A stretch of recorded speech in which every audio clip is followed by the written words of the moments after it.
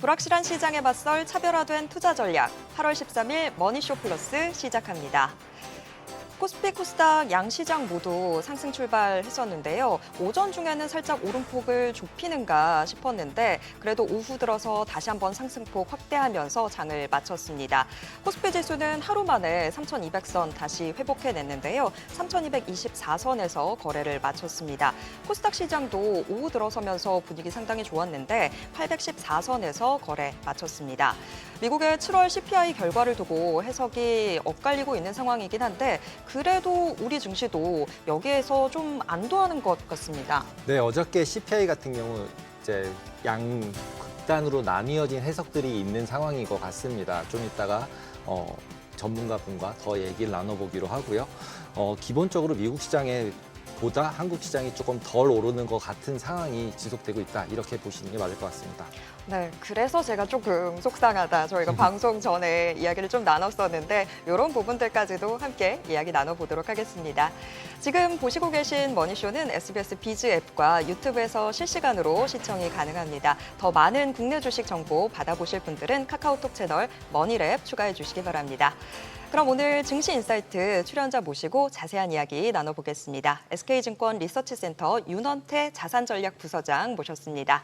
안녕하세요. 네, 안녕하십니까? 안녕하세요. 네. 일단 뭐 지금 시장 미국 7월 CPI 결과를 먼저 좀 짚어봐야 될 것 같은데 헤드라인 CPI는 예상치에 뭐 부합하거나 아니면 조금 더 낮게 나오기도 했고 근데 근원 CPI가 예상보다 조금 높기도 했고 또 전월치보다도 또 올라가면서 상승세가 좀 더 가팔라지는 거 아니냐 여러 가지 지금 해석들 나오더라고요. 이걸 좀 어디에다 초점을 맞추고 보는 게 맞는 걸까요? 우선은 양 지표를 다 무시할 수는 없습니다. 양쪽 다 봐야 될 것 같고요. 어제 나왔던 소비자 물가 지수를 보면 저희 음식 표현할 때 겉바속촉이라고 하잖아요. 물가는 지금 보면은 외형은 낮아진 것처럼 보이지만 실제 코어라고 하는 내부에서는 여전히 뜨거운 상황인 것 같습니다. 에너지 가격이 하락한 영향을 받으면서 헤드라인 CPI는 낮아졌고 또는 예상치보다 낮아진 거죠. 정확하게 상승은 했는데 예상치보다 낮은 수준을 보였는데 반대로 이제 코어라고 했던 부분에서 주거비라던가 아니면은 의료 서비스 그리고 저희가 이제 4월까지는 그 관세 영향을 받으면서 소비 심리가 상당히 악화가 됐었는데 다시 2분기 지나면서 소비 심리가 다시 살아나고 있는 모습이거든요. 그렇게 되다 보니까 서비스 업종에서 다시 가격이 올라가는 모습들이 나오면서 뭐 의료 서비스, 교육 서비스 쪽에서 가격이 상승하면서 코어 쪽에 물가 상승 압력을 보였다라고 보시면 좋을 것 같고요. 금리 시장, 특히 기준금리와 관련돼서는 이번 헤드라인만 보면서 9월 인하는 확실시되는 모습으로 반영이 되고 있는데 코어만 보면 조금 더 지켜봐야 되지 않을까 싶습니다. 코어만 보면 아직도 뭐 전월 대비 0.3%가 올랐다라는 부분은 높은 수준이기 때문에 좀 더 지켜봐야 되지 않을까 싶습니다.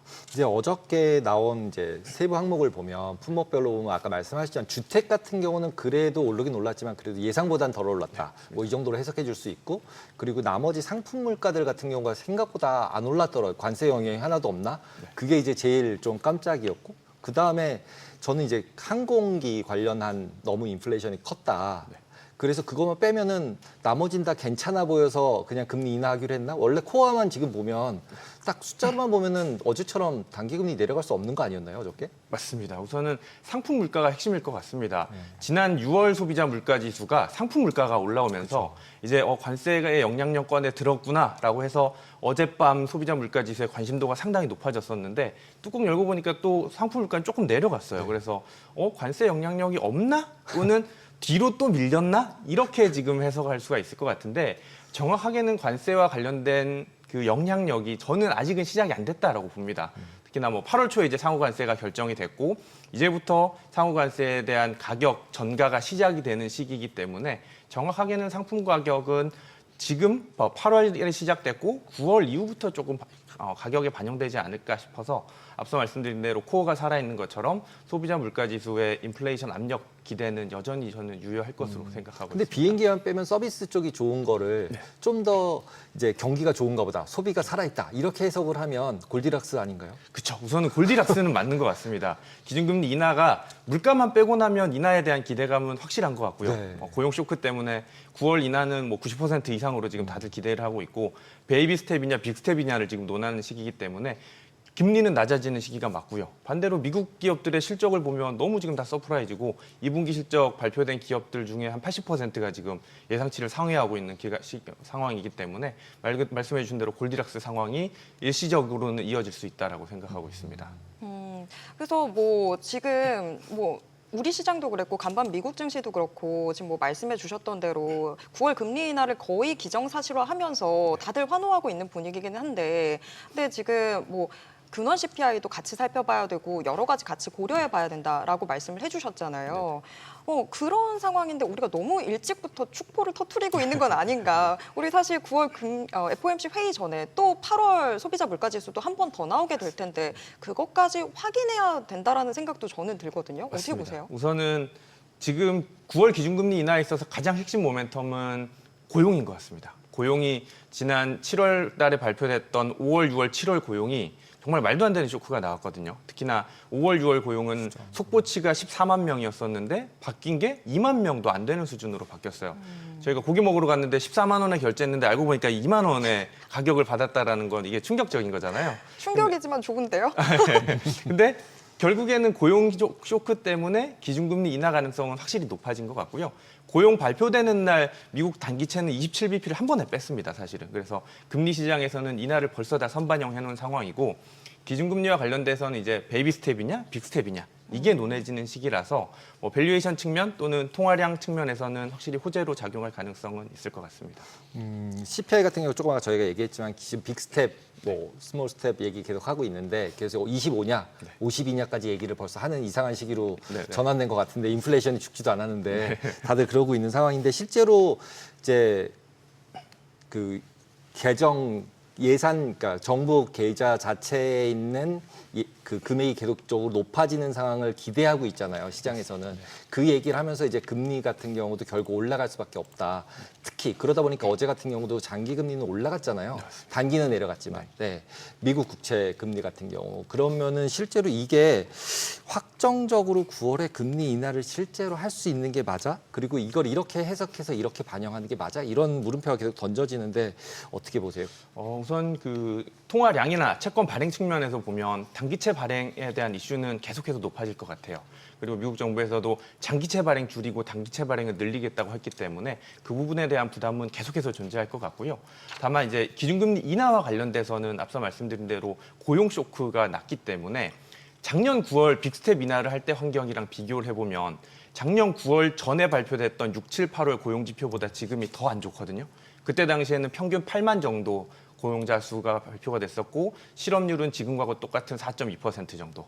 그리고 그때 당시에 소비자 물가 지수가 한 2.5가 안 되는 상황이었어요. 근데 지금이랑 비교해 보면 고용 지표는 더 훨씬 악화가 됐고 물가가 그때보다는 조금 올라와 있는 상황이라 해석하기 나름일 것 같은데 상대적으로는 물가보다는 고용의 악화 가능성이 상당히 높아져 있는 상황이라 연준 입장에서는 고용에 초점을 맞춘 기준금리 인하를 단행할 수밖에 없다. 그리고 뭐 정치적으로도 최근에 이제 트럼프의 인사들이 계속 자리를 차지하고 있잖아요. 그 부분도 영향력을 가할 것 같다라고 생각이 됩니다.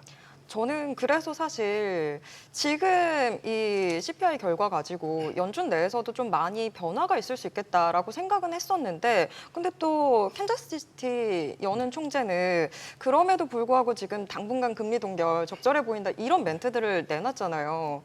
연준 내에서의 변화는 뭐 따로 더 기대해 볼 수는 없는 걸까요? 이게 우선은 물가 레벨이 되게 애매합니다. 오늘 이제 CPI가 7월 기준으로 2.7이었고요. 코어가 3.1이었는데 2.7이라는 물가는 어떻게 보면은 물이 반이나 차 있네라고 볼 수도 있고 반밖에 없네라고 볼 수 없는 물가 레벨이거든요. 목표 물가가 2%다라고 하면은 한 3%를 넘어가면 인플레라고 인식을 할 것 같아요. 근데 그 사이 어딘가 있다 보니까 그리고 작년에는 아까 2.5 레벨 때쯤에서 인플레에 대한 부담이 없어서 비컷 인하를 했는데 지금 같은 경우는 2.5보다 좀 더 위에 있고 그래서 목표 물가보다 확실히 높지만 저희가 미국의 물가를 인식할 때 이제 과거의 물가로 돌아가긴 어렵다라고 하잖아요. 그렇기 때문에 그 부분을 감안해 본다라면 물가를 해석하는 거에 대해서는 연준 위원들과의 차이도 있을 것 같고요.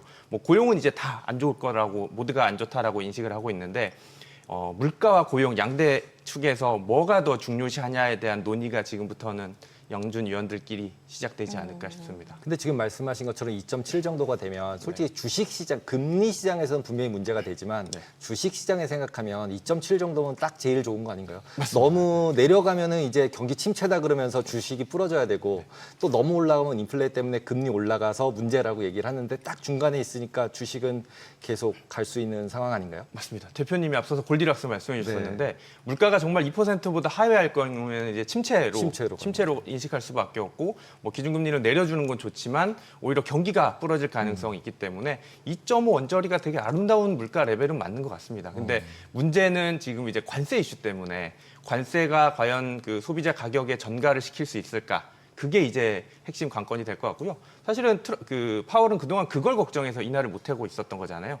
관세만 아니었으면 먼저 인하했을 수 있다라고 뭐 파월도 밝혔는데 관세와 관련돼서는 아무래도 아직까지도 영향력이 없는 것처럼 보이지만 앞으로 나타날 가능성도 여전히 높기 때문에 그 불확실성 때문에도 뭐 조금 더 지켜봐야 될 것 같다라고 했고 생각이 되고요. 뭐 8월 소비자 물가지수도 보고 이제 9월 17일 날 FOMC가 결정할 것 같은데 지금 정도 레벨로만 나온다라면 인하 환경은 충분할 것 같고요. 만약에 지금 이번 코어를 보고 또는 오늘 밤에 발표되는 생산자 물가지수도 나오는데 그게 생각보다 높게 나와 버리면 또 이제 연준 위원들 엄청난 고민이 될 것 같습니다. 말 그대로 이제 스태그플레이션이라는 환경하에서 물가냐 고용이냐에 대한 저울질을 어디에 할 것이냐가 앞으로의 관전 포인트이지 않을까 싶습니다.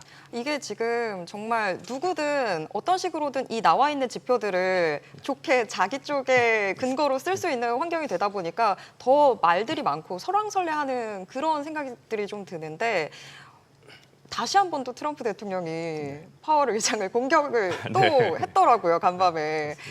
트루스 소셜 보는 게 지금 제 도파민이 되고 있는 그런 상황인데 또 다시 늦었다 공격을 하더라고요. 분명히 저는 그때 연준 본부 방문을 하면서 아 이제는 좀 일단락이 되나 보다라고 생각을 했는데 다시 또 시작이 된 것 같아요. 트럼프 대통령은 계속해서 또 공격을 하게 되는 걸까요? 우선은 목표 지향적인 사람이라 어떻게든 금리를 낮추고 싶어하는 목적을 가지고 하는 게 맞다라고 생각이 되고 있고요. 어제는 또 소송까지 하겠다라고 이제 발언을 하고 있는데 그 소송의 내용은 연준 리모델링 비용을 가지고 지금 과다하게 청구된 게 문제다라고 소송을 제기한다라는 거잖아요. 좀 누가 봐도 이건 좀 이상하고 말이 안 되는 거잖아요, 사실은. 이게 사실 금리 정책을 가지고는 자기 뜻대로 공격할 수 없으니까 그쵸. 억지로 좀 가져오는 거죠. 맞습니다. 그리고 어떻게든 그렇게 긁어서 자리를 내려가게, 자진 사퇴하게 하려는 목적이지 않을까 생각이 되는데요. 그동안 파월의 행보라만 보면 전혀 흔들림이 없을 것 같다라고 생각이 되고 있고요. 정말 지쳐서 내려갈 가능성은 있겠지만 개인적으로는 그렇지 않았으면 좋겠어요. 그렇게 된다라면 정말 통화 정책의 투명성 또는 독립성이 해쳐질 수 있기 때문에 어떻게든 저는 뭐 통화 정책을 동결을 하던 인하라던 파월의 임기 내에서 인하를 하고 결정을 하는 게 저는 좋을 것 같다라고 생각이 되고 있고요. 만약에 파월이 자진 사퇴를 하게 된다라면 금융시장은 또 혼란을 뭐 물론 이제 인하 사이클로 더 빨리 진입할 가능성은 있겠지만 통화 정책의 독립성이라는 측면에서는 확실히 미국을 신뢰하는 외국인들의 숫자가 많이 줄어들지 않을까 싶습니다. 그리고 지금 이제 어제 같은 경우도 반도체 주식이랑 그다음에 M7들이 굉장히 강했어요. 특히 인공지능 관련돼 있는 주식들이 이게 결국 금리랑 어떻게 보면 연동이 되냐라고 물어봤을 때는 그나마 제일 적게 금리와 연동되는 부분이잖아요. 러셀 같은 경우도 급등을 어저께 했고 금리와 연동이 되는 그런 걸 봤을 때는 지금 같은 경우 이제 M7 또 반도체 주식으로 가야 되는 건가요? 아니면 중소형주 금리 내려가니까 중소형주 쪽으로 가야 되는 건가요? 뭐 선택해보자면 저는 여전히 대형 기술주 위주로 가는 게 맞다라고 생각을 하고 있고요.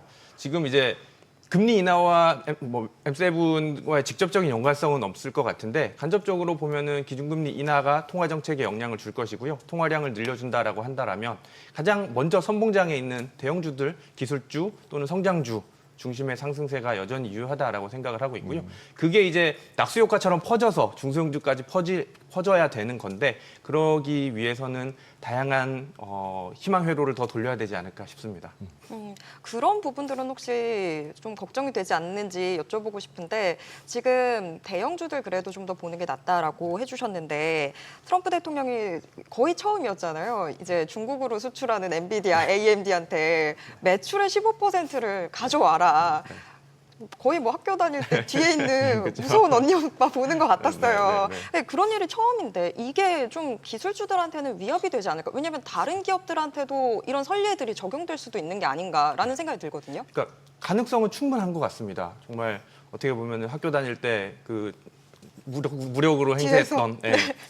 지금 그러고 있는 상황인 것 같고요. 이제 엔비디아 같은 경우에는 사실은 금지를 해줬다가 풀어주면서 그거에 대한 조건을 내걸었는데 비슷한 사례가 뭐가 있을까 생각해 보면 아직까지는 그 엔비디아 같은 사례는 없는 것 같아요. 뭐 다른 국가에 뭔가 수출을 금지하는 품목이 아직까지는 없기 때문에 엔비디아가 이제 첫 번째 사례이고 다음 사례가 뭐가 될지 모르겠지만 뭐 조건부 세금 또는 뭐 수출세라고 요즘 표현하는 것 같은데 조건부 세금의 형태로 또 다른 추징을 하는 거는 뭐 트럼프 입장에서는 언제든지 가능하지 않을까 싶습니다. 근데 이번에 또 블랙웨어를 조금 사양을 낮추면 그것도 허락해 줄게 이런 얘기까지 했더라고요. 그러면은 결국은 수출을 해서 또 거기다가도 또 붙일 세금을 거 아니에요. 붙이고. 세금을 네, 또 붙일 맞습니다. 거 아니에요. 그래서 결국은 이거 진짜로 재정 수지를 좀 더 트럼프도 관리를 하고 싶구나 이런 생각이 계속 드는 것 같아요. 이제 관세는 끝났다고 생각하고 또 어디서 받을 게 뭐가 있을까 이렇게 생각을 하고 있는 것 같은데 그렇게 됐을 때 엔비디아의 주가는 이걸 파지티브하게 봐야 되는지 네거티브하게 봐야 되는지 좀 이제 없는 것보다는 낫다 이렇게 어저께는 저는 생각을 했었는데 네네. 어저께 같이 저렇게 계속 붙이면 저걸 장기적으로 좋게 봐야 되나 이런 생각이 드는데 어떻게 보세요? 우선은 두 가지일 것 같아요. 총량을 늘린다라는 관점에서는 무조건 좋겠죠. 그쵸. 특히나 대중국 수출량이 많기 때문에 총량을 늘린다는 면에서는 맞는데 이게 어느 순간 마진을 생각하는 구간이 올 거다라고 저는 생각이 듭니다. 특히 뭐 그 수익의 15%를 떼간다라는 거는 엄청 큰 수준인 거잖아요. 그렇기 때문에 어떻게 보면 이제 어느 순간 그 꼭지에 왔을 때는 엔비디아도 선택을 하지 않을까 싶고요. 트럼프 입장에서는 이제 계속해서 그 관세 또는 관세의 추가적인 수익을 그 취할 걸로 생각을 하고 있는데 그 전에 저희가 걱정했던 게 사실은 먼저 통과됐던 감세안이 있었잖아요. 감세안이 통과가 되면서 10년간 3조 달러 정도의 추가 적자가 나올 거기 때문에 그게 이제 미국의 재정 악화 우려와 또는 뭐 미국이 정말 기축통화의 위치를 잃을 수도 있다 이런 걱정들을 많이 했었는데 다 사라진 것 같아요. 그 걱정은 이제 특히나 뭐 지금 한국, 일본, 유럽이 투자하겠다고 한 돈만 해도 한 1조 5천억 달러 정도가 되잖아요. 그 10년간 3조 달러면은 5년간 1조 5천억 달러니까 다 상쇄할 수 있는 규모인 것 같고요. 감세안에 대한 걱정은 이제 거의 대부분 해소가 되지 않았을까라고 생각을 하고 있고 오히려 이제 관세가 추가적으로 미국을 정말 더 크고 위대하게 만들 가능성도 있겠다라는 생각이 듭니다. 감세한 얘기를 하면서 사실 하나의 크고 아름다운 네. 법안이라고 했는데 오히려 지금 미국 입장에서 봤을 때 크고 아름답게 만들어줄 수 있는 부분들은 그러면 기준금리 이 부분이 되는 걸까요? 그게 이제 마지막 어떻게 보면은 퍼즐이 될 것 같은데 그 퍼즐을 못 맞추고 있다 보니까 파월을 그렇게 공격하고 인신 공격하고 법적으로도 말도 안 되는 다툼을 하려고 하고 있다라고 저는 생각이 되고 있고요. 트럼프가 이제 원했던 정책들이 보면은 뭐 관세, 그 다음에 약달러, 저금리 이 부분이었던 것 같은데 저금리를 지금 못 만들고 있다 보니까 그거를 만들기 위해서 온갖 노력을 하고 있다라고 생각이 됩니다. 어저께 같은 경우 이더리움 같은 경우 8% 뭐 급등을 해버리는 상태가 되고 있고 그 다음에 또 비탈릭 같이 이제 이더리움 창시자는 이렇게 레버리지 계속 쓰면서 트레저리 스탁이라 그래가지고 돈 빌려서 이더리움 사서 올리고 또 오른 걸 가지고 대출 또 받아서 또 올리고 이걸 계속하고 있는 상황이잖아요. 네네. 그런 상황에서 이더리움이 올라가긴 올라가는데 불안한데 지금 실제로 가상자산 같은 경우는 어떻게 생각을 하고 투자를 해야 될까요? 우선은 최근의 상승세 이더리움만의 상승이 아니라 전체적인 가상화폐가 다 상승하고 있는 부분은 통화량 측면에서 좀 봐야 될 것 같고요. 기준금리 인하에 대한 기대감이 높아지다 보니까 통화량이 늘어날 경우에는 오히려 뭐 저금리 환경에서는 가상화폐라던가 좀 더 공격적인 투자를 늘리는 성향들이 지금 가상화폐의 가격을 올리고 있다라고 생각을 하고 있고요. 특히나 이더리움이 지금 상대적으로 많이 오르고 있다라는 부분은 기술적인 효과가 큰 것 같습니다. 비트코인 대비해서 뭐 네트워크에 대한 그 기술적 효과가 크다 보니까 그 부분에서 이제 이더리움에 대한 장점이 부각되는 구간이라 이더리움이 상대적으로 지금 상승 모멘텀을 크게 받고 있다라고 생각을 하고 있고요. 뭐 가격은 이제 가상화폐 가격이 워낙 변동성이 크다 보니까 얘기하기는 어려울 것 같은데 우선은 디지털 금이다라고 표현하는 부분에 있어서는 여전히 저는 투자 유효하다라고 생각을 하고 있고요.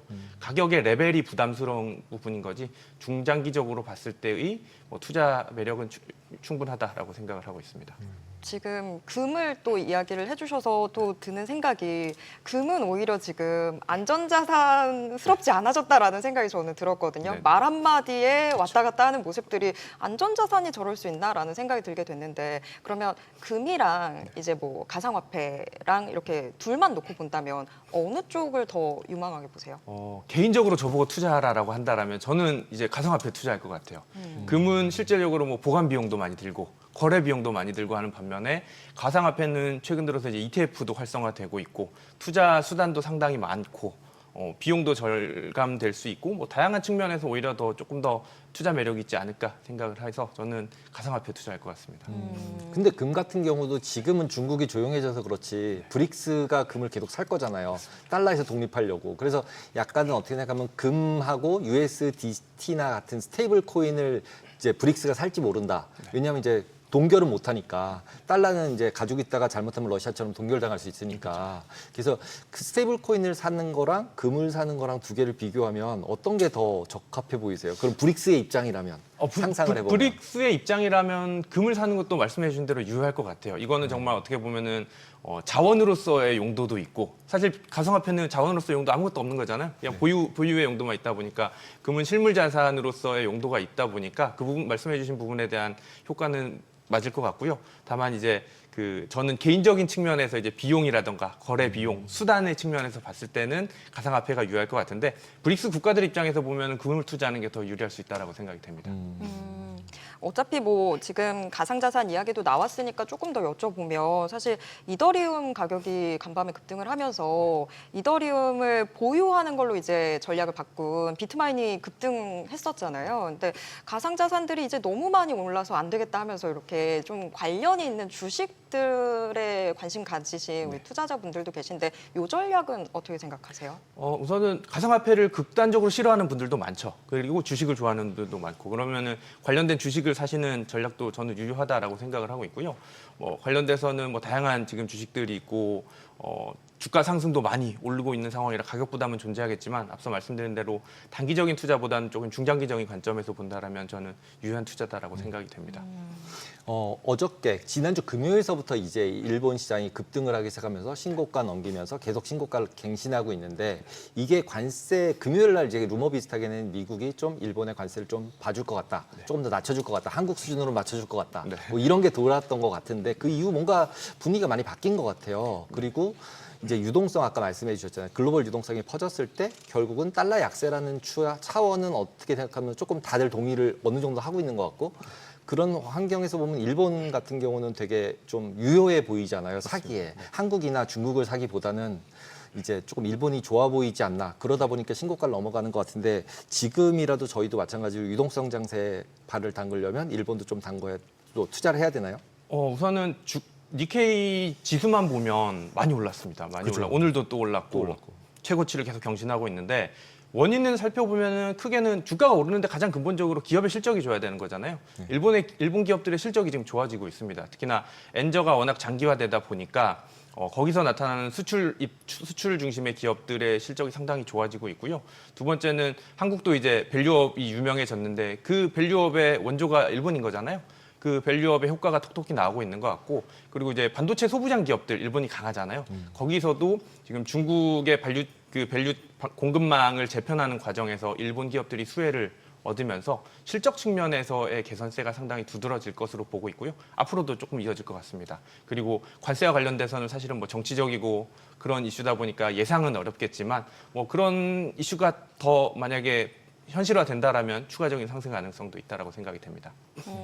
근데 지금 일본 증시는 정말 수치로 모든 것들을 다 보여주고 있고 올라갈만 해서 딱 올라가는 모습들이 나타나고 있는데 그와 반대로 우리 증시는 오늘은 상승 마감했습니다만 아쉽긴 하거든요, 네, 사실. 맞습니다. 지금 여러모로 상승 모멘텀을 받을 게 없어 보이는데 국내 증시는 좀 어떻게 보시나요? 맞습니다. 시작하기 전에도 말씀해 주셨었는데 기세를 잃었다라고 말씀해 주셨었는데 기세를 잃은 것 같아요. 뭐냐면은 저희가 이제 딱 그 대통령 취임 전후잖아요. 네. 이재명 대통령 취임하고 나서 이제 그 자본시장법을 개선한다던가 아니면 주주 지배력을 개선한다라는 정책으로 이제 2,500대에서 3,200대까지 한 번에 올라서서 연초 대비로 보면 여전히 한국 코스피 지수가 글로벌리하게 상위권에 있는데 최근 들어서의 추가적인 상승 모멘텀이 없다라는 게 부재인 것 같고요.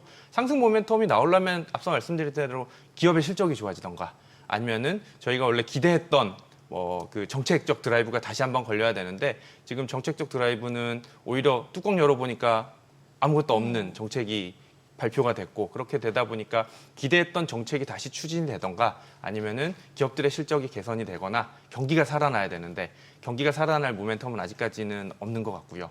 결국 다시 살리려면 이제 정책적 드라이브밖에 없지 않을까 싶습니다. 근데 이제 오늘 제가 깜짝 놀란 게 LG 디스플레이 같은 종목들에서 갑자기 급등을 해서 이게 뭐야 그래 찾아봤더니 이제 미국에서 OLED 패널들을 중국에서 수입 못하게 하겠다.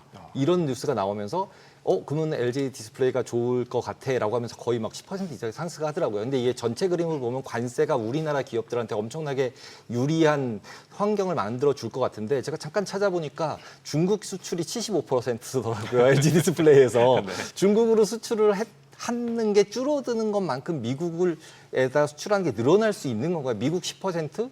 그다음에 중국 75인데 이거 판매가 안 되면 얘네가 못 살 거고 중국 애들이 못 살 거고 중국 친구들이 그러면 미국에다 아무리 늘려도 부족할 것 같은데 저렇게 10% 이상씩 22%가 올랐어요.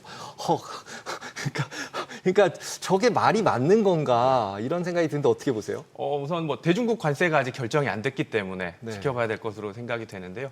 관세율에 따라서 좀 달라지지 않을까 싶습니다. 그리고 LG 디스플레이 같은 경우에는 특정 기업의 이슈다 보니까 이거를 뭐 전체 시장으로 해석하기는 어려울 것 같은데 대중국 관세가 만약에 생각보다 낮아지게 된다라면 그 부분이 한국 입장에서는 오히려 또 뭐 반대작용으로 나타날 가능성도 있지 않을까 싶습니다. 아니 왜냐하면 저게 이제 좀 크게 보면은 굉장히 그 우리나라가 뭐 중국이 뭔가를 만들면 무조건 우리가 이제 나빠졌잖아요. 그 가성비를 도저히 못 맞추니까. 그랬는데 결국은 저게 저런 시그널로 가면은 나머지 미국에 수출해서 우리가 지금까지 중국 때문에 화학이나 철강 다 내려갔던 것들이 가능해지나 이러면은 레벨업이 가능할 수도 있는 거잖아요. 맞습니다. 그래서 이제 여쭤봤던 거예요. 어떻게 보시는지. 그 어부지리가 될 가능성은 충분히 있을 것 같아요. 어부지리가 될 가능성은 있는 어부지리죠. 건가요? 예, 그들이 이제 싸우다 어부지리로 저희가 미국으로 다이렉트로 수출할 가능성은 충분히 있을 것 같은데 관세율이 이제 결정되는지 중국 관세율이 제일 기억할- 중요하다? 네, 그게 중요할 것 같습니다. 중국 관세율. 네. 국내 증시는 그러면 중국 관세 그리고 앞으로 정부 정책 어떻게 나오는지 이 두 부분만 좀 체크를 해보면 되는 걸까요? 우선은 여기서 더 추가 상승 드라이브가 걸리려면은 저는 우선 정책적 드라이브가 걸려야 된다라고 생각을 하고 있고요. 그거 말고는 사실은 추가 상승 모멘텀이 크진 않을 것 같습니다. 뭔가 더 좋은 말 듣고 싶었는데 지금 현재 상황이 조금 아쉬운 것 네, 같습니다. 맞습니다. 네, 오늘 말씀 여기까지 듣겠습니다. 고맙습니다. 감사합니다.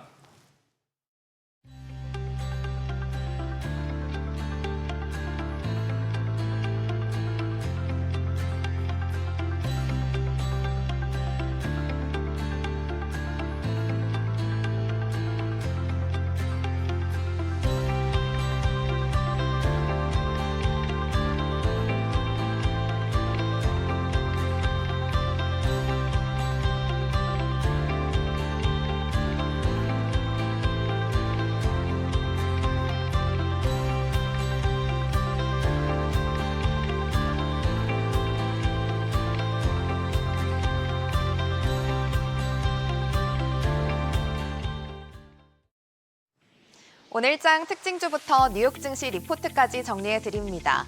먼저 오늘 우리 증시에서 가장 주목받은 섹터 혹은 테마부터 정리해 볼 텐데요.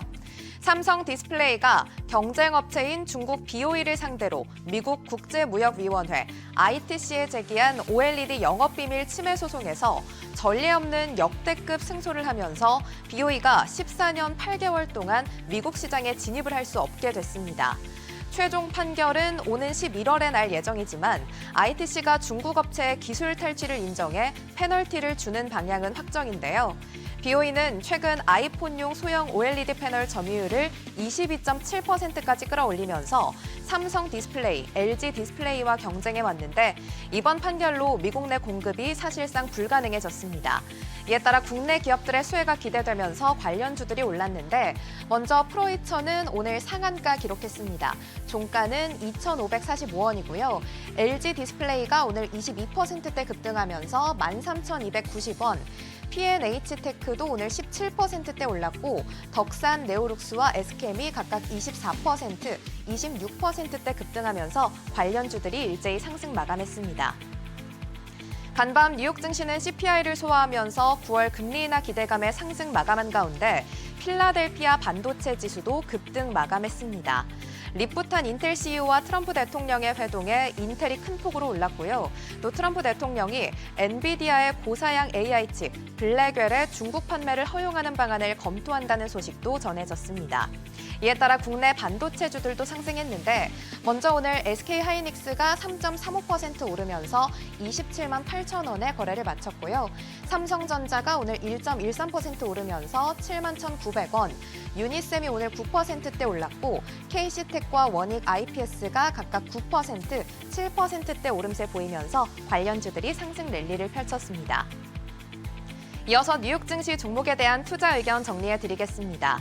오늘은 미국의 반도체 제조 장비 전문 기업 램 리서치부터 미국 대표 태양광 모듈 제조사 퍼스트솔라, 미국의 초대형 소셜 뉴스 웹사이트 레딧까지 세 가지 종목 살펴보겠습니다.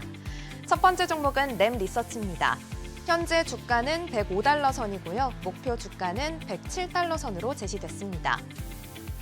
2분기 매출은 51억 7천만 달러로 전년 대비 34% 증가했고 영업이익도 17억 4천만 달러로 55% 상승해 시장 기대치를 웃돌았습니다. 파운드리 부문은 강한 수요로 역대 최대 매출을 기록했고 낸드 부문도 대규모 업그레이드 투자로 전분기 대비 48% 급등했습니다. 3분기 가이던스도 시장 예상치를 상회했지만 파운드리 고객들의 설비 투자 축소와 낸드 투자 소강 상태가 예상돼서 4분기 이후 실적에 대한 우려가 존재합니다. AI 관련 설비 투자 증가가 올해 집중된 만큼 내년부터는 소프트웨어 업그레이드가 중심이 될 전망인데요. 램 리서치는 4분기 매출과 수익성 하락 가능성을 언급했고 미국 관세 문제도 업계 부담으로 작용하고 있어서 당분간은 주가 조정이 예상되고 있습니다. 두 번째 종목은 퍼스트솔라입니다. 현재 주가는 184달러 선이고요. 목표 주가는 202달러 선으로 제시됐습니다. 2분기 매출은 10억 9천만 달러로 전년 대비 9% 성장했고 영업이익률은 33%를 기록하면서 시장 기대치를 크게 상회했습니다. 모듈 판매량도 3.6기가와트로 7% 증가했고 평균 판매 가격 역시 5% 올랐습니다. 수주 잔고는 61.9기가와트로 다소 줄었지만 7월에 2.1기가와트의 신규 수주를 확보하면서 반등 신호를 보이고 있습니다. 특히 올해 판매량 가이던스를 상향 조정해 올해 하반기부터 수주 증가세가 본격화될 걸로 기대됩니다. 다만 재생에너지 확대를 막으려는 정책 리스크가 남아있어서 관련 행정명령의 구체적인 내용 확인이 필요한데 큰 영향은 없을 걸로 예상되고 있고 만약에 긍정적인 정책이 발표되면 수주 확대 모멘텀이 강화될 전망입니다. 세 번째 종목은 레딧입니다. 현재 주가는 224달러 선이고요. 목표 주가는 235달러로 제시됐습니다. 2분기 매출은 5억 달러로 전년 대비 77.7% 성장했고 주당 순이익은 45센트로 흑자 전환하면서 컨센서스를 136.8% 상회했습니다. 영업이익률은 13.6%로 역대 최고 수준을 기록했는데요. 특히 AI 검색 서비스 레딧 앤서스의 사용자 수가 1분기 대비 6배 늘어난 600만 명에 달했고 광고 수익 지표도 개선돼서 분기 가입자당 평균 매출은 4달러 50센트, 미국 내에서는 8달러 10센트까지 상승했습니다. 레딧은 구글 검색 알고리즘에 의존했던 과거와 달리 직접 로그인하는 사용자 수를 늘리면서 AI 수익 다각화에 집중하고 있습니다. 한편 올해와 내년 예상 매출 대비 현재 주가는 업계 평균보다 훨씬 낮아서 현재 투자 매력도도 높게 평가되고 있습니다. 오늘은 이렇게 세 가지 종목에 대한 국내 증권사들의 분석 살펴봤습니다. 오늘 밤 뉴욕 증시 투자 전략 세우는데 참고해 보시기 바랍니다. 지금까지 종목 리포트였습니다.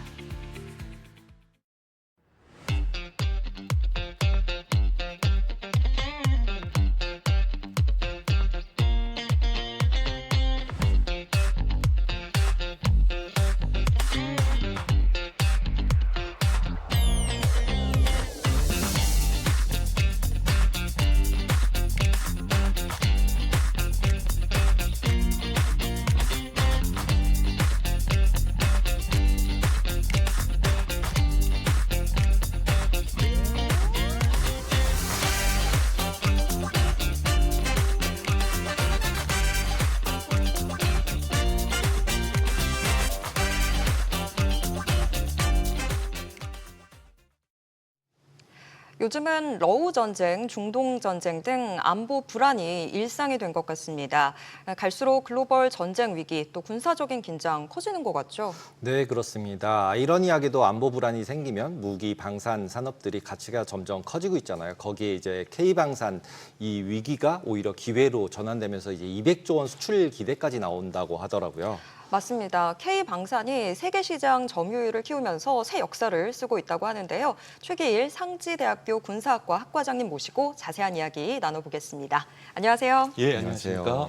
네, 지금 뭐 안보 이런 외교적 문제들이 굉장히 중요해지고 있는 것 같아요. 조금 전에는 또 속보로 이 대통령이 8월 23일, 24일에 방일해서 한일 정상회담 개최하겠다 이런 이야기들도 나오고 있고 요거 바로 다음 25일에는 한미 정상회담도 있잖아요.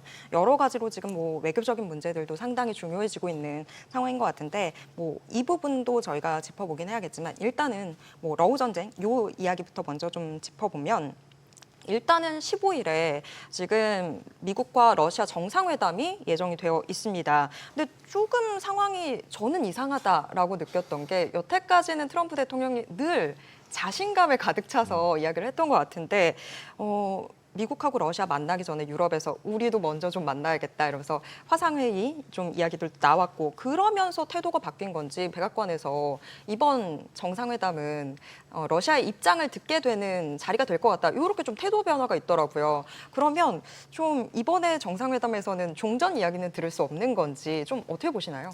예, 2022년 2월 우러 전쟁, 그러니까 러우 전쟁이 발발을 했습니다.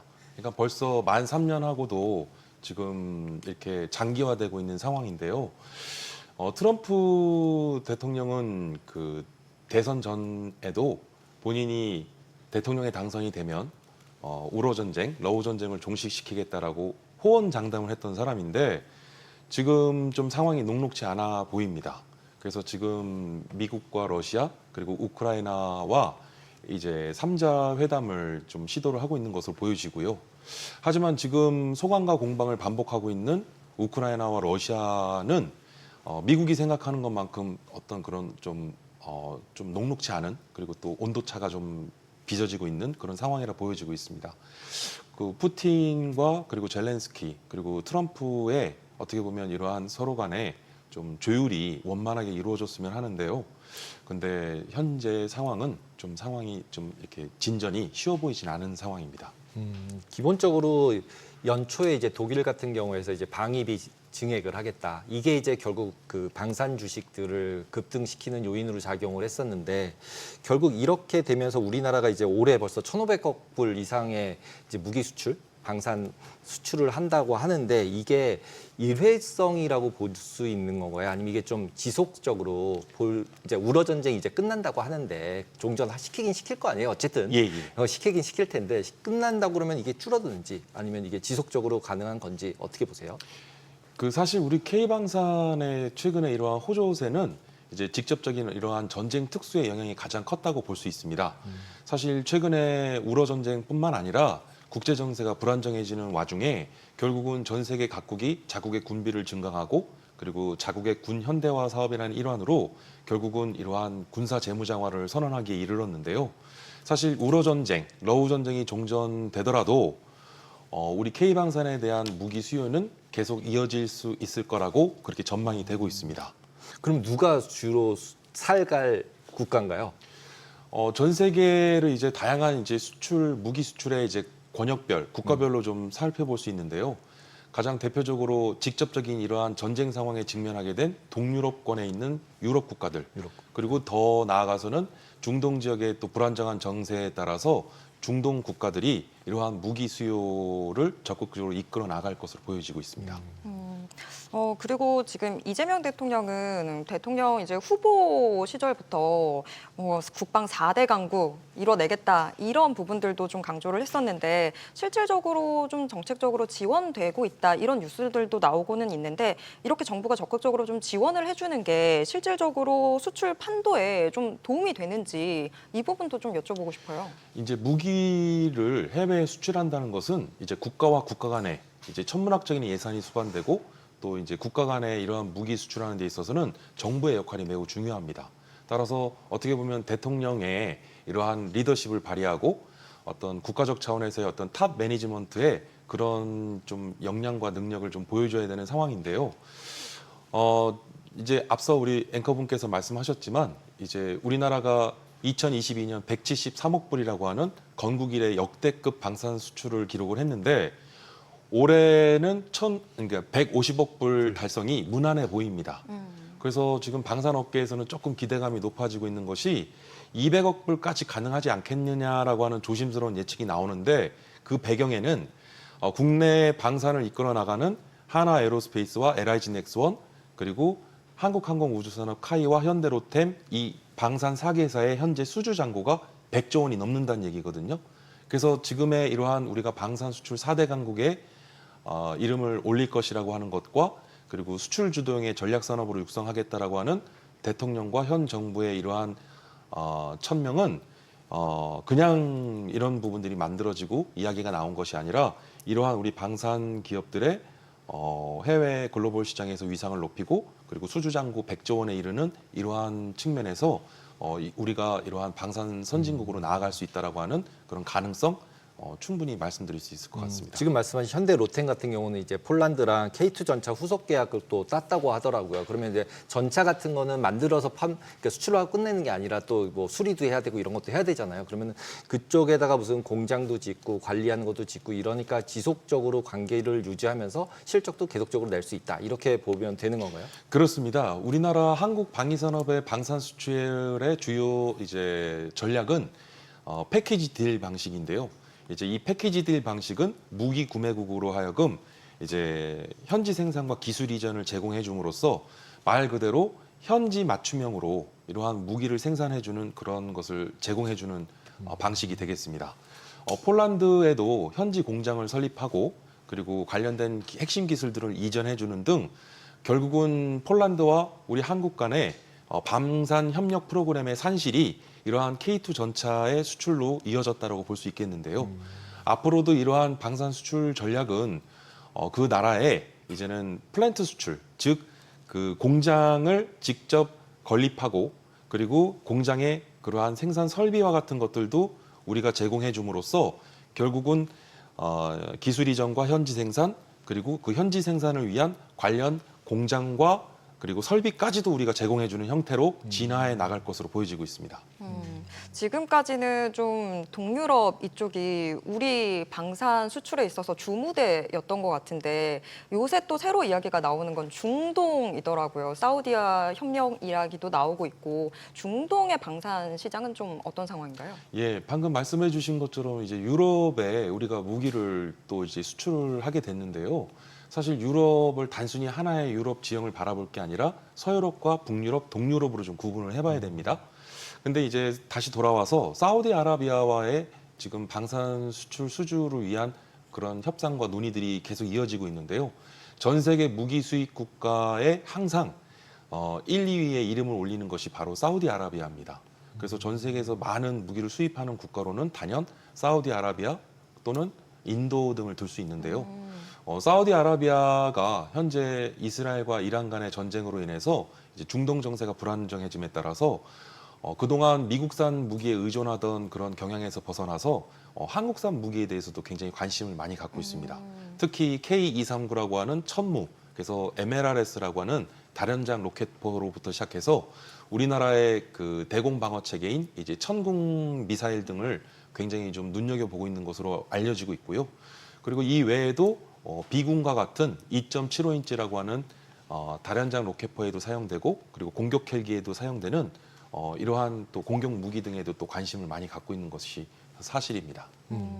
저는 인도랑 파키스탄은 좀 비교적 자주 충돌이 있어서 그렇구나라고 들었는데 사우디아라비아도 상당히 지금 뭐 전쟁이 잦은 그런 상황인 건가요? 이제 중동의 지역을 좀 보면 이제 이슬람 국가들이 대부분으로 이 이슬람 국가는 또 수니파와 시아파로 나뉘는데요. 사실 사우디아라비아는 그 수니파의 종주국입니다. 그리고 이슬람 문화권에 있는 중동 지역에서의 어떤 패권과 그리고 이슬람 권역의 국가를 대표한다라고 하는 어떤 상징성, 그래서 이슬람의 수니파의 맹주로서 사우디아라비아는 자국의 군사력을 증대하고자 하는 그런 부분들이 과거로부터 오늘날까지 이어지고 있는데요. 앞서 말씀드렸다시피 결국은 중동 정세가 불안정해짐에 따라서 사우디아라비아의 이러한 무기 수입과 그다음에 군사력 강화에 대한 기조는 한층 더 강화될 것으로 보여집니다. 조금 아까 저희가 이제 유럽 이제 방산 얘기를 계속했는데 유럽 같은 경우는 증액을 시키면서 경기 부양을 하겠다는 이유로 그 유럽 내에 방산 기업 거를 무조건 사줘야 된다. 이런 게 이제 바이 유러피언 뭐 이런 정책으로 펼쳐지고 있다고 해요. 그런 상황이라면 아까 말씀하신 것처럼 MRO를 뭐 어떻게 하든 이제 수출을 하는 게 어느 정도 한계가 지어지는 상황이라고 볼 수 있지는 않나요? 예, 지금 최근에 말씀하신 대로 유럽 국가들, 특히 이제 EU 공동체, 여기를 대표하는 나토의 32개 회원국이 있는데요. 이들 국가들이 이제 바이 유러피안 정책을 좀 펼치고 있는데 유럽산 무기의 그 무기 구매 의무 비중을 높여 나가고 그리고 해외 외국산 무기나 또는 미국산 무기에 대해서도 이제는 자국의 이제 유럽 무기나 또는 자국의 이러한 유럽산 무기를 좀 선호하는 그러한 의무 조항들을 신청하고 비중을 좀 높여 나가는 경향이 나타나고 있는데 유럽의 이러한 군사 재무장화나 유럽산 무기의 비중을 높이겠다라고 하는 것이 현실적으로는 당장은 어려워 보입니다. 지금 현재 전통적인 유럽 방산의 선진국들은 독일과 프랑스, 유럽, 이제 영국 등을 일컫는데요. 이들 국가들의 방위 기반 역량이 좀 이제 무너진 붕괴된 상황이기 때문에 단기간 내에 이러한 방위 생산 기반 역량을 강화한다는 것은 쉽지 않아 보이기 때문에 실제로 바이 유러피안 정책의 예외 조항으로 6개 국가를 단서 조항으로 예외를 두었는데요. 이들 국가들은 이제 일본과 호주, 한국 등이 포함됩니다. 그래서 사실은 이러한 유럽의 군사 재무장에 있어서 유럽산 무기의 비중을 높인다고 하지만 단기간에 이런 부분들이 어려워 보이기 때문에 이러한 공백을 메꾸는 데 있어서는 한국산 무기가 어떤 대체제로서 대안이 될 수밖에 없을 것으로 보여집니다. 우리가 지금 최근 들어서 방산도 상당히 큰 탄력을 받았지만 여기서 조금 더 연장해서 보면 미국이랑 우리나라 조선업의 협력이 많이 부각이 되면서 조선주들도 크게 좀 오르고 있는 상황이긴 한데 저는 좀 걱정이 되는 게 미국 조선업을 발전을 시켜주다가 우리 노하우들이 많이 유출되는 건 아닌지 이런 부분도 좀 걱정이 되거든요. 어떻게 보세요? 정확한 지적을 해주셨는데요. 사실 트럼프 1기 행정부 시절에 가장 눈여겨볼 게 리쇼어링 정책이었습니다. 해외를 진출한 자국 기업들을 본국으로 회귀시키려는 정책을 많이 펼쳤는데 지금의 트럼프 2기 행정부의 리쇼어링 정책은 이보다 한층 더 진화해서 자국 기업을 본국으로 회귀시키는 것만이 아니라 우방국의 주요 전략산업이나 우방국의 핵심 기업들을 미국 본토로 이전시키려는 경향이 지금 나타나고 있거든요. 대표적으로 미국의 TSMC나 우리나라 현대제철 또는 현대자동차도 마찬가지인데요. 우리나라 이러한 함정과 조선업을 견인하는 양대 산맥이 이제 HD 현대중공업과 하나오션인데요. 이들 이제 기업의 생산 기반은 이제 울산과 거제입니다. 그런데 이제 이러한 핵심 생산 기지가 자칫 한미 조선업 협력이라고 하는 어떤 큰 틀에서 봤을 때 우리가 이제 미국 현지에서 이제 군함을 건조하거나 MRO를 하게 되는 경우 어떻게 보면 우리로서는 인재가 유출되고 또 핵심 기술을 또 빼앗기는 그리고 또 실질적으로 우리 국내에서의 어떤 그 생산 제조되는 그런 선박이나 군함이 아닌 결국은 지역 경제나 또는 경제적 파급 효과에 있어서 이런 부분들이 좀 반감될 수 있다는 측면에서 보면 우리가 어떤 실익과 국익 차원에서 미국과의 조선업 협력은 반드시 필요하지만 이런 부분들을 좀 우리가 냉철하게 잘 분별해서 우리 국익이나 또는 우리 기업들이 어떤 인재가 유출되거나 기술이 또 이렇게 빼앗기게 되는 그런 상황들에 대해서는 좀 우리가 좀 냉철하고도 또 신중한 검토가 필요한 상황입니다. 조금 아까 말씀하신 것처럼 이제 유럽 같은 경우도 바이 유러피언 같은 정책을 쓰는 게 왠지 둘 다 트럼프 같아지는 느낌이거든요. 그러니까 다 그냥 가져다가 우리나라의 공장 지어 이렇게 쓰는 걸로 계속 가고 그다음에 실제로 돈도 찍는 거죠. 유동성을 이제 늘리는 거잖아요. 유럽에서 늘릴 때 다른 나라 수출하느라고 그쪽으로 돈을 주려고 하는 게 아니라 자기네한테 투자도 일으키고 거기서 인력도 창출하고 이렇게 해서 돌아가게 하려고 하는 거를 미국도 하고 있는 거고 유럽도 하고 있는 거고 그럼 이제 우리는 중간에 꼈잖아요. 우리는 수출만 하다가 나중에 한 10년 동안은 잠깐 좋을 수 있는데 10년 지난 다음에는 다 주고 이제 우리는 할 게 없는 거 아닌가요? 지금 사실은 이게 미국이나 유럽 등 해외 많은 나라들이요. 자국 실리주의나 자국 우선주의 기조로 지금 전환이 되고 있습니다. 그래서 사실은 이러한 현상 중에 좀 눈여겨볼 게 원래는 이제 인도 정부의 메이크 인 인디아 정책에서 비롯된 건데요. 그래서 말 그대로 인도에서 제조하라는 겁니다. 그래서 인도 정부는 해외의 많은 기업들이 인도에 진출할 때는 인도 현지에 공장을 세우도록 하는데요. 그럼 결국에 말씀하셨듯이 인도 현지에 공장을 세우게 되면 현지에 양질의 일자리와 고용을 창출할 수 있고요.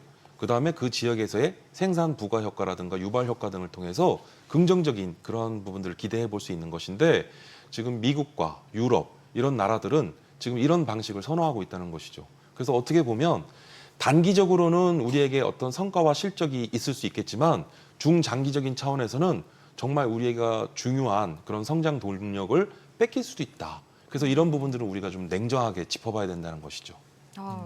우리도 좀 메이크 인 코리아 할 수 있는 부분이 있으면 좋을 것 같은데 좀 아쉽긴 하네요. 근데 그러면 지금 뭐 냉철하게 접근해야 된다 이런 부분들 이야기를 해주셨는데 실질적으로 좀 정말 방산 강국이 되려면 어떤 보완들, 뭐가 필요할까요? 사실은 이제 우리도 최근에 이제 이러한 뭐 패키지딜 방식에 대한 무기 수출 방식을 좀 우리도 선언을 하고 있는데요. 이게 비단 꼭 우리에게 불리하지만은 않습니다. 그러니까 결국은 완성된 무기 플랫폼을 해외 무기 구매국에게 수출하게 되면 이게 일종의 락인 효과로 종속되는 효과가 있거든요. 그러니까 결국은 어떤 전투기나 이런 군함을 수출하게 되면 10년, 20년 이 전투기나 군함을 운용하는 게 아니라 30년, 40년 이상도 운용을 하게 되는데 그럼 결국은 우리가 만들어서 우리가 제공한 이러한 무기 플랫폼에 대해서 후속 군수 지원이라고 하는 그래서 결국은 운영 유지에 대한 MRO라고 하는 일종의 애프터 마켓 시장이 열릴 수 있다는 것인데 업계에서는 통상 완성된 무기 체계의 구매 가격 대비 후속 군수 지원에 대한 MRO 비용을 적게는 3배에서 7배 정도로 추정을 하고 있습니다. 결국은 배보다 배꼽이 더 큰 시장이 바로 MRO 시장이라는 건데 우리가 처음에는 현지 생산도 하게 해주고 기술도 이전해 주는 것 때문에 우리가 많은 것을 잃게 되는 거 아니냐라고 또 우려도 하지만 한편으로는 그러한 일종의 애프터 마켓이라고 하는 MRO 시장에 대한 부분도 우리가 충분히 염두를 해둘 수 있기 때문에 결코 우리에게는 불리한 방식만은 아닐 것이라 보여집니다. 저는 그냥 다 주는 거라고 생각했는데 주면서도 얻는 게 네. 있겠네요. 네. 네. 자, 오늘 여기까지 말씀 듣도록 하겠습니다. 네. 고맙습니다. 감사합니다.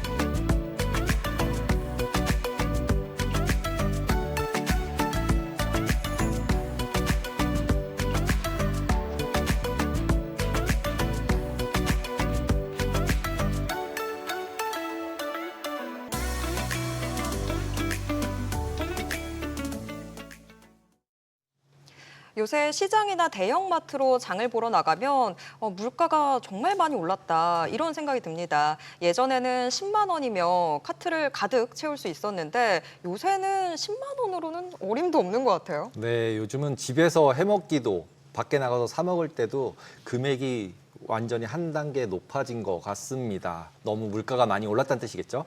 네. 게다가 오늘처럼 비가 쏟아지거나 또 유난히 더운 것도 물가 상승에 영향을 미친다고 하는데요. 지금 뭐 최고치를 기록했다는 장바구니 물가에 대해서 오늘 이야기 나눠보도록 하겠습니다. 숙명여대 소비자경제학과 최철 교수 모셨습니다. 안녕하세요. 네, 안녕하세요. 네. 네, 뭐 늘 이 장바구니 물가 이야기는 늘 나오긴 하는데 뭐 나올 때마다 많이 올랐습니다. 이런 이야기를 하게 돼 있는데 지금 뭐 7월 먹거리 물가가 1년 만에 최고치를 기록했다고 하는 상황인데 좀 자세하게 상황 좀 짚어주시죠. 네, 지금 뭐 이제 통계청에서 매월 이제 그 소비자 물가 지수에 대해서 발표를 하는데요. 이제 7월 달에 이제 가장 뭐 최근 월 발표를 보면 전체적인 이제 소비자 물가 지수는 이제 2.1% 전년 동월 대비 2.1% 상승률을 기록했습니다. 이거를 꼭 올해 들어서 추이를 살펴보게 되면 5월 달에 1.9% 인상을 빼고는 다 2%를 좀 넘는 그런 수준이고요. 다행히도 이제 그 물가가 그래도 아주 큰 폭으로 오르진 않고 2% 초반대를 좀 유지하고 있어서 다행이긴 한데 아무래도 이제 소비자들이 직접 체감하는 데 있어서는 이제 뭐 식료품이나 이런 그 직접 생활과 관련된 물가가 더 물가에 이제 그 체감 영향을 많이 주는데요. 식료품이나 이제 비주류 음료, 일반 음료 같은 그런 경우에 보면 이게 그 전년 동월 대비 3.5%나 올랐습니다. 이것은 지금 작년 7월에 기록한 거 1년 만에 가장 최고치를 지금 기록한 거고요.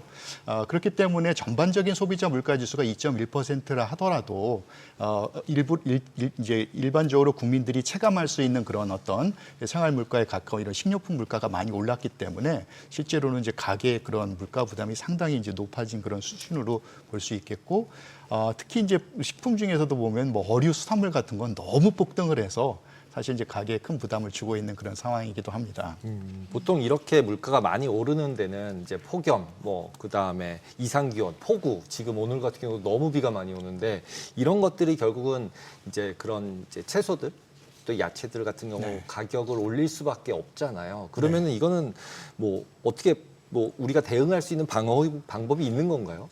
사실은 좀 이 원인에 있어서는 이제 그 주로 그 기후 변화 영향으로 뭐 이상 기온 그리고 또 올여름에 우리가 다 겪었지만 뭐 폭염, 폭우 그리고 사실 또 이렇게 또 폭우가 지속되고 나서 또 병충해도 많이 발생한다고 그래요. 그러니까 이런 어떤 자연적인 조건들이 어떤 뭐 농산물 생산에 상당한 영향을 줄 수밖에 없고요. 그리고 이제 뭐 기후 변화에 따른 뭐 그 해수의 온도 변화 이런 것들도 사실 그 예전에 잘 잡히던 그런 그 어종들이 갑자기 뭐 어획량이 급감하는 이제 그런 일들이 많이 벌어지고 있거든요. 그래서 이 농축수산물 같은 경우에는 자연 조건의 영향을 많이 받고 하다 보니까 요즘에 그런 어떤 통제할 수 없는 그런 그 기후 변화로 인해서 사실 이제 그 수확량이 상당히 많이 그 감소한 그런 상황입니다.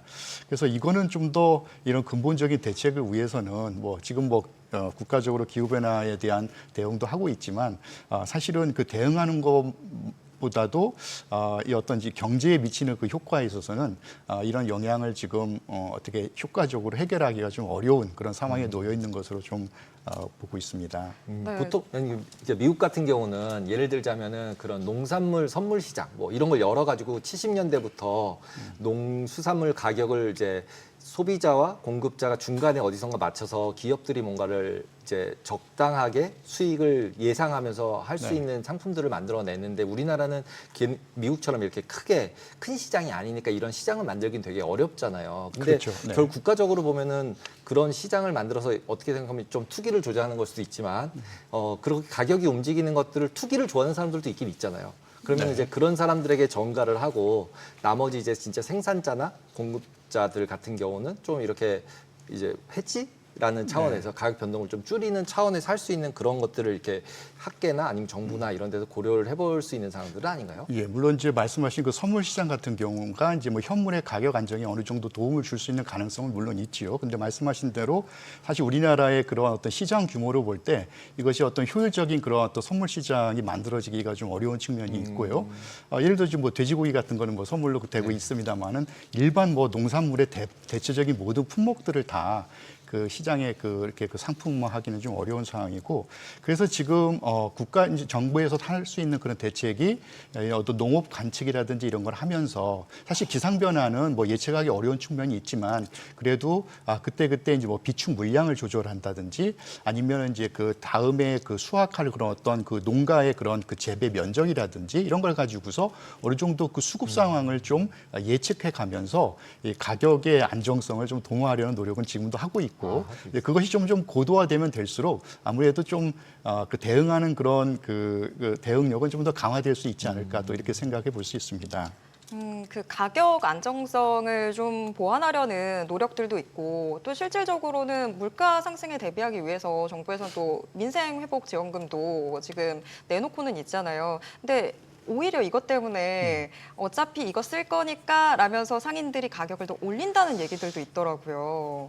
이런 부분은 어떻게 보셨어요? 그 사실은 이제 그 소비 쿠폰은 이제 민생 회복이라는 차원에서 또 그리고 이제 그 사용처를 제한함으로써 좀 우리 경제에서 다소 소외되고 좀 어려움을 더 겪고 있는 소상공인이나 자영업자들을 좀 더 두텁게 보호하자는 그런 취지를 담고 있거든요. 근데 1차적으로 소비자 편에서 보면 이제 그 어떤 소비를 좀 더 좀 활성화하고 진작할 수 있는 그런 계기를 마련해 주는 건데 사실은 이러한 소비 쿠폰의 지급 때문에 사실 뭐 재래시장이라든지 이런 사업자들이 가격을 더 올릴 수 있는 측면은 그리 크지 않다고 생각합니다. 이제 어떻게 보면 당연히 뭐 경제학의 기본 원리에 따라서 뭐 수요가 늘면 가격이 오를 수 있는 그런 가능성은 있지만 선제적으로 소비 쿠폰이 지급되니까 가격을 올려야지 하는 생각은 좀 하기 어려울 거라고 보는 이유가 사실은 이제 재래시장의 상인들도 다 경쟁 관계에 있고 또 각 그 다른 어떤 유통 채널들과도 다 암묵적으로 경쟁 관계에 있거든요. 그래서 그런 그 경쟁을 의식하는 그런 것과 또한 그 어떤 소비자와의 그런 암묵적인 그런 뭐 약속, 근데 갑자기 그 가격을 그냥 특별한 이유 없이 올린다라는지 이런 것은 또 소비자들에게 또 부정적인 영향을 미칠 수밖에 없기 때문에 이런 것들을 다 잘 알고 있는 사업자들로서는 가격을 쉽게 이걸 올리기는 어렵고요. 다만 그 유통 구조에 있어서 재래시장과 일반 다른 어떤 마트, 특히 대형마트를 보면 그 물류나 여러 가지 비용 측면에서 효율적인 그런 어떤 가격을 좀 더 낮출 수 있는 가능성이 있는 것이 그런 대형 유통업체에 좀 더 있겠고요. 아무래도 이제 재래시장은 소규모로 하다 보니까 뭐 규모의 경제성 측면이나 어떤 효율적인 물류 관리 측면 여러 측면에서 보면 어떤 비용이 더 절감되기는 어려운 것이죠. 다만 이제 소비 쿠폰이라고 하는 것은 현재 이제 물가가 이제 가게에서 부담을 느낄 정도로 많이 올라 있고 또 이렇게 하다 보니까 그래서 소비를 좀 더 그 어려움 가운데 놓여 있는 그 소비자들이 더 소비를 좀 더 할 수 있도록 그렇게 장려하는 측면이기 때문에 거기에 따라서 소비자들도 좀 적극적인 좀 소비 행동으로 이렇게 어떤 정책의 취지를 살렸으면 하는 그런 바람이 있습니다. 네. 보통 이제 소비 쿠폰 같은 거 받으면 네. 이제 회를 먹거나 소고기를 먹거나 한 번에 다 이제 탁 네. 먹자 이러면서 그 좀 수요가 좀 늘어나는 건 확실하게 있는 것 같아요. 거기다가 최근 들어서 노량진 수산시장 같은 데도 앱으로 만들어서 직접 배달이 오더라고요. 네. 그래서 이제 동네에서 시켜 먹는 게 아니라 아예 배달로 이제 진짜로 수산시장에서 직접 시켜 먹는데 이럼에도 불구하고 가격이 계속 오르잖아요. 수산물도 네. 네. 수요가 많아지니까. 그러면 네. 결국 이걸 해결하려면 수입해 오는 수밖에 없을 것 같은데 네. 기본적으로 그러면 이제 해산물 같은 경우는 수입하는 게 어느 정도는 특히 뭐 고등어 이런 것들은 되게 쉽다고 얘기를 하더라고요. 이런 네. 거는 수입으로 뭔가 가격 정책을 좀 조절하거나 이럴 수 있는 방법은 없나요? 예, 물론이죠. 그 뭐 대표적으로 그 농축수산물이 다 이렇게 그 자연 조건의 영향을 많이 받기 때문에 특히 우리나라의 그런 어떤 이 공급에 큰 어떤 충격이 있었을 때는 뭐 수입으로 그걸 좀 대체하는 측면이 있고요.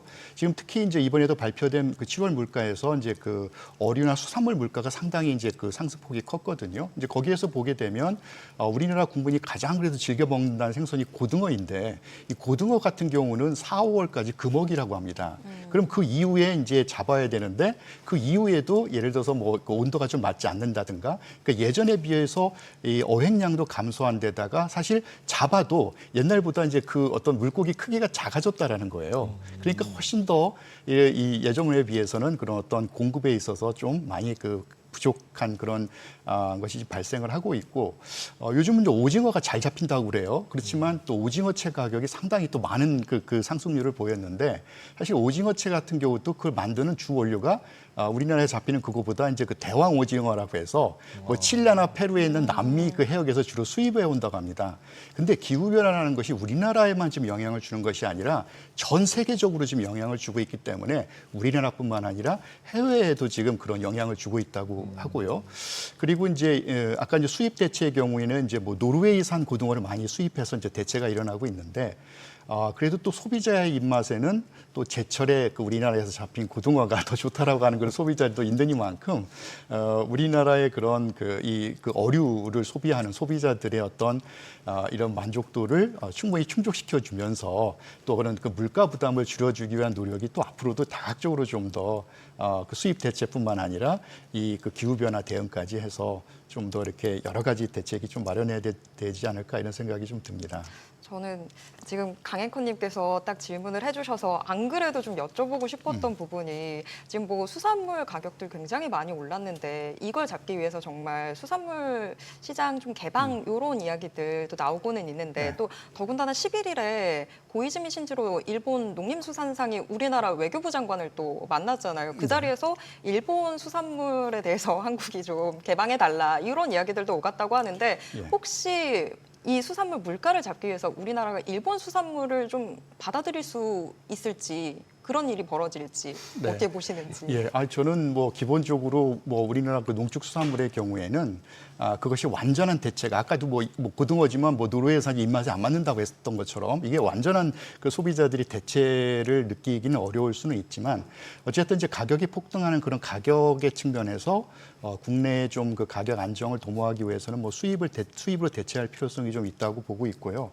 그러나 이제 그 농산물, 뭐 농축수산물 다 마찬가지입니다. 이것이 또 우리나라 농가나 또 그 어민들의 어떤 그런 생계와도 또 영향이 있기 때문에 그런 것들을 좀 잘 살펴서 어떻게 보면 또 그런 뭐 여러 가지 교역은 또 상당히 또 호혜적인 그런 또 그것도 살펴야 되기 때문에 국내 물가를 안정시킨다는 그런 목표도 되게 중요하지만 농가나 이제 그 어민들의 그런 어떤 뭐 경제 이런 것들도 같이 좀 검토를 해봐야 될 것으로 생각이 듭니다. 최근 들어서는 갑자기 배가 가격이 폭락했다는 얘기가 있더라고요. 네. 왜 과일값은 다 오르는데 배만 왜 폭락을 하나요? 예. 그 대부분 지금 뭐 채소나 뭐 또 즐겨 먹는 그런 채소나 과일들 많이 가격이 올랐는데 배가 요즘 이제 가격이 폭락하고 있다고 해서 이제 그 이유를 한번 보니까 이게 한 2023년까지 이제 거슬러 올라가더라고요. 사실은 이제 2023년 그리고 작년 24년 이때 배가 굉장히 흉작이었습니다. 그래서 굉장히 수확량이 적었고요. 그러니까 이제 수확량이 감소하니까 당연히 아무래도 이제 공급 측면의 그 요인으로 인해서 가격이 좀 오르겠죠. 그런데 이제 이 배를 사실은 이제 그 배를 농사짓는 이제 그 농가에서 이거를 바로 그냥 내다 팔기보다는 좀 저장을 해두고 나중에 조금씩 이제 조절하면서 파니까 훨씬 더 이제 수입이 많이 오르더라는 거예요. 그렇기 때문에 사실 정부에서는 배 물량 있는 거를 이제 시장에 이제 팔으라는 그런 어떤 권고도 많이 하고 했지만 배 가격이 뭐 작년 재작년 계속 폭등하면서 거기에 어떤 큰 수익을 올렸던 이제 농가에서는 오히려 이거를 저장해 놓고 이거 풀질 않았던 것이죠. 근데 이제 올해 들어서 좀 상황이 달라졌습니다. 올해는 이제 물론 이제 시중에는 그래도 배 가격이 뭐 크게 폭락하지는 않았어도 도매 가격으로는 굉장히 지금 가격이 많이 낮춰지고 있다고 그렇게 이야기가 들리고요. 그리고 이제 이 가격이 낮아지는데 올해 좀 추석이 이 배 수확하고 난 다음에 지금 추석이 돌아온다고 그래요. 그러면은 이제 올해는 햇배가 이제 또 이제 출시가 돼서 팔릴 텐데 이미 저장돼 있는 물량도 같이 팔아야 되는 상황이다 보니까 이거 지금 굉장히 이거 좀 이걸 더 저장할 수도 없고 또 이제 또 8년이 너무 가격이 좀 폭락하게 되는 상황이고 이런 어떤 상황에 놓여 있는 것이죠. 그래서 이런 걸 보더라도 정부에서는 사실 그런 어떤 수급의 안정을 도모하기 위해서 농가에 적절한 이제 그런 그 어떤 정보도 제공하고 그런 권고도 하고 하는데 어떻게 보면 좀 그런 그 농가의 그 수익을 올리고자 하는 그런 마인드로 인해서 또 이런 일이 좀 벌어진 것 같아서 좀 아쉬움이 있습니다. 정말 여기에도 경제 논리가 또 한 번 작용을 한 거네요. 네. 저희가 뭐 지금 계속 먹거리 물가 많이 올랐다 이야기들을 하긴 했지만 또 체감이 안 된다라고 하시는 분들은 전기요금 측면에 있어서는 이 여름 한창 성수기를 예, 예. 앞두고 이제 전력요금은 좀 인하가 됐는데 이것 때문에 좀 잘 체감이 안 되는데라고 느끼시는 분들도 있을 것 같아요. 예, 맞습니다. 그래서 아까 제가 이제 전체적인 소비자 물가 지수가 2.1%라고 말씀을 드렸고 식료품은 이제 뭐 3.5%좀 높은 수준.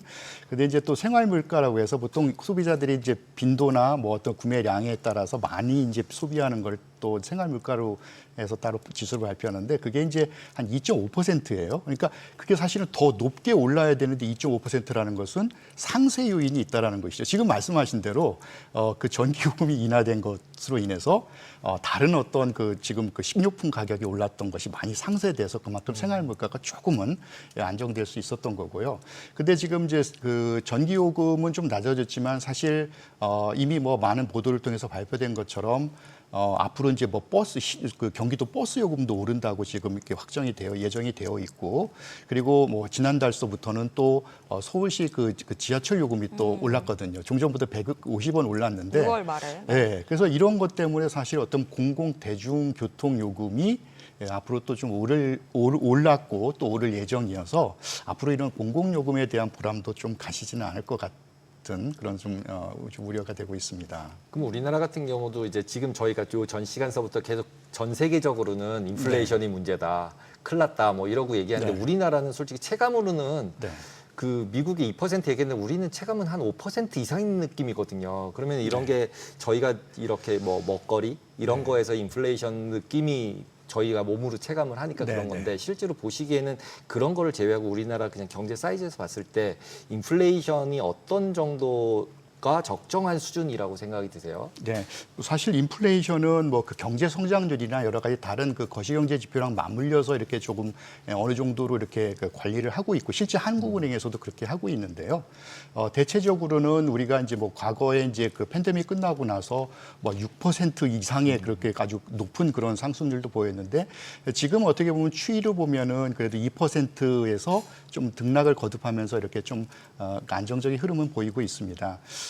그런데 지금 이제 그 한국은행에서는 올해 그 우리나라의 그 경제 성장 전망을 1%도 안 되는 0.8%로 보고 있거든요. 예, 근데 이제 이거는 사실은 지금 관세 협정이라든지 이런 여러 가지 상황 변화가 가만히 안 된 겁니다. 그래서 이달 28일에 이제 한국은행에서는 이제 또 그 기준금리에 대한 거, 그다음에 이제 경제 전망에 대한 거를 다시 이제 수정된 내용이 있어 이제 발표를 할 예정인데요. 사실은 이제 뭐 그 지난번에 그 금리를 2번 우리가 연속 인하해서 지금 이제 기준금리가 2.5%로 되어 있고 미국하고는 지금 2%포인트 차이가 나는데 미국에서는 지금 대통령이 계속 그 연준에다가 이제 인하를 하라고 지금 압력을 행사하고 있는데 사실 지난번에 한번 동결을 했거든요. 다음 9월에는 아마 좀 낮출 거라는 전망이 지금 우세하고 있고요. 미국 기준금리는.